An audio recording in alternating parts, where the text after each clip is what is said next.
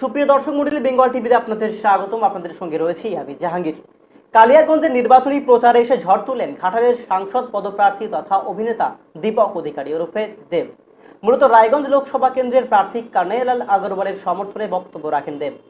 কালিয়াগঞ্জের শহরের প্রতিবাদ ক্লাবে সভার আয়োজন করা হয়। কন্যাশ্রী থেকে রূপশ্রী সমস্ত প্রকল্পের কথা তুলে ধরেন দেব। কালিয়াগঞ্জের সভা থেকে ঠিক কি বলেছেন দেব শোনাবো। আজকে মানুষ সব বোঝে।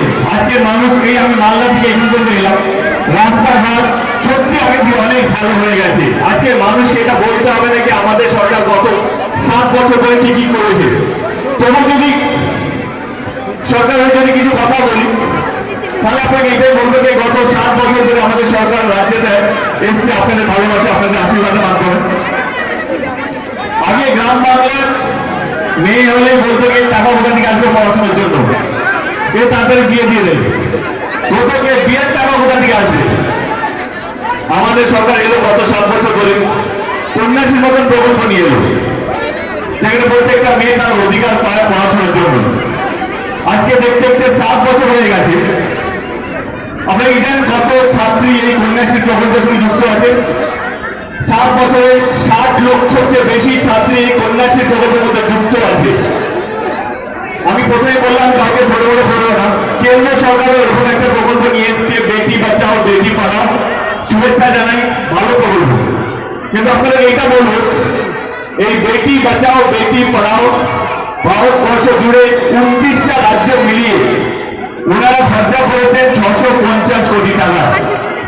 আর যেখানে আমাদের সরকার গত 7 বছর ধরে কন্যাশ্রী প্রকল্পের মধ্যে একই রকমের প্রকল্প, কিন্তু এই কন্যাশ্রী প্রকল্পের মধ্যে 7,000 কোটি টাকা খরচা করেছে। যেখানে বাংলা প্রত্যেকটা মেয়ের পাশে দাঁড়িয়ে আছে আমাদের মুখ্যমন্ত্রী, আমাদের প্রত্যেকটা মেয়ের কাছে তার জন্য শিক্ষার অধিকারটা যেন পায় সেটা দেখছে। সেটা শেষ আমি একটু আগে বলছিলাম যে প্রচুর পরিবার আছে তারা হয়তো বিয়ের জন্য হয়তো টাকা জমাতে পারে না, কিন্তু তাদের কাছে দিদি আছে, রূপশ্রী মতন প্রকল্প নিয়ে এলো, যেখানে 25,000 টাকা করে দেওয়া হয়। এখানে শুধু শেষ নয়,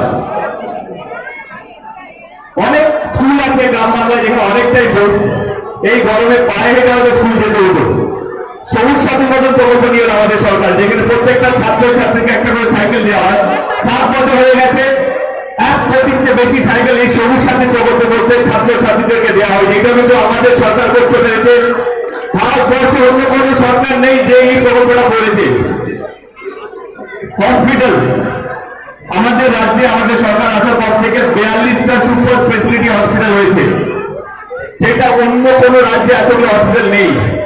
28টা নতুন ইউনিভার্সিটি হয়েছে গত 7 বছর ধরে।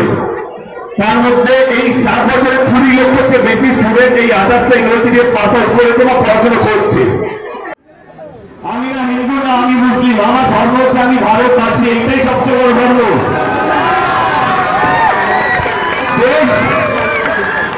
দেশ এগোলে শুধু আমি আপনি কালিয়াগঞ্জ মালদা পশ্চিমবঙ্গ নয়, দেশ এগোলে প্রত্যেকটা মানুষ ভারতবর্ষে যেখানে আছে, সে দিল্লি হোক, কর্ণাটক হোক, কন্যাকুমারী হোক, কাশ্মীর হোক, প্রত্যেকটা মানুষ এগোবে যদি দেশ এগোয়। কিন্তু না, আজকে প্রচারটাই অন্য। এই যে সব কথাগুলো বললাম, তথ্যগুলো সমস্ত জিনিস তথ্য আছে, আমি আর আপনি বলছেন না। প্রত্যেক কাছে স্মার্টফোন আছে, আপনারা ফোন ঘাটলেই এই তথ্যগুলো পেয়ে যাবেন। যখন তথ্য কথাই হচ্ছে তাহলে আপনাদের এটাও জানিয়ে রাখি। আপনারা কি জানেন গত 5 বছরে সবচেয়ে বেশি সেনারা শহীদ হয়েছে আমাদের দেশে? এটা নিয়ে কেউ বলছে না। আপনারা কি জানেন গত 5 বছরে কাশ্মীরের যুবকরা হাতে বন্দুক নিয়ে জঙ্গি হয়েছে? এটা কেউ বলছে না। আজকে আপনারা কি জানেন এই গত 5 বছরে সবচেয়ে বেশি কৃষকরা সুসাইড করেছে আমাদের দেশের মধ্যে? এইটা নিয়ে কেউ আলোচনা করছে না, এটা আপনাদের কাছে আনাই যায় না। এটা আমি বলছি না, এটা তথ্য আছে, আপনারা মোবাইল ঘাটলে সমস্ত জিনিস আপনারা পেয়ে যাবেন। গরিবরা গরিব হয়ে গেছে, বড়লোকরা আরো বেশি বড়লোক হয়ে গেছে। কোন প্রার্থী আপনার জন্য কাজ করে সেটা নিয়ে নিশ্চয়ই ভাবনার সময় চলে এসেছে। মিথ্যে প্রচারে যাবেন না, নিজের ভোটটা নিজে দেবেন। চলে আসি আমাদের প্রার্থী কানাইলাল গভর্নমেন্ট। এটুকু বলবো, উনি এখানকার ভূমিপুত্র, এখানেই থাকবে, এখানে ছেড়ে কলকাতা যাবেন না, বা এখানে অন্য কোনো দলে যাবেন না, বা অন্য কোনো রাজ্যে যাবেন না। আপনাদের সামনে থাকবেন, আপনাদের পাশে থাকবেন, আপনাদের হয়ে কাজ করবেন। সেই জন্য আপনাদের অনুরোধ করতে এসেছি যে এই নির্বাচনটা 2019-এর নির্বাচনটা উন্নয়ন নিয়ে হোক, 2019-এর নির্বাচনটা মানুষের ভালোবাসা, মানুষের ভালো লাগা নিয়ে হোক, নয় ধর্ম নিয়ে। আপনারা আমার চেয়ে অনেক বেশি বয়সে বড়, আপনারা আমার চেয়ে অনেক বেশি রাজনীতি বোঝেন। আপনাদেরকে রাজনীতি বোঝানোর জন্য আমি কালিয়াগঞ্জে আসিনি। আমি শুধু একটু আপনাদেরকে বলতে এসেছি, ভাবনা চিন্তা করে ভোটটা দেবেন, উন্নয়ন নিয়ে ভোটটা দেবেন। আর আমাদের নেত্রী মা মাটি মানুষ সে সরকার, আমাদের মুখ্যমন্ত্রী মমতা দি সারাক্ষণ আপনাদের জন্য কাজ করেছে, করবে আর করতে থাকবে। এখানে ইলেকশন আর সময় নেই, কিন্তু বলবো ভাবনা চিন্তা করে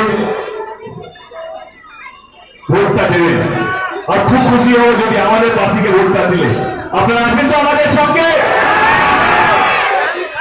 উন্নয়ন নিয়ে হোক, তাই তো? বাকি 42 জন, বাকি 41 জন আমার জন্য, যেহেতু আমি ভাড়ার দিকে দাঁড়িয়েছি, আপনারা আশীর্বাদ আছে তো? ভালো থাকবেন, বাংলা জুড়ে এগিয়ে থাকুন, বাঙালি জুড়ে এগিয়ে থাকুন। জয় হিন্দ, বন্দে মাতরম। Thank you. আপনাদের আরও একবার জানিয়ে রাখি যে মূলত কার্নেল আগরওয়ালের প্রচারের জন্যই কালিয়াগঞ্জে সভা করলেন দেব। সেই সমস্ত চিত্র এবং অডিও লিপি আপনাদের সামনে তুলে ধরলাম। দেখতে থাকুন বেঙ্গল টিভি, জানতে কি আওয়াজ।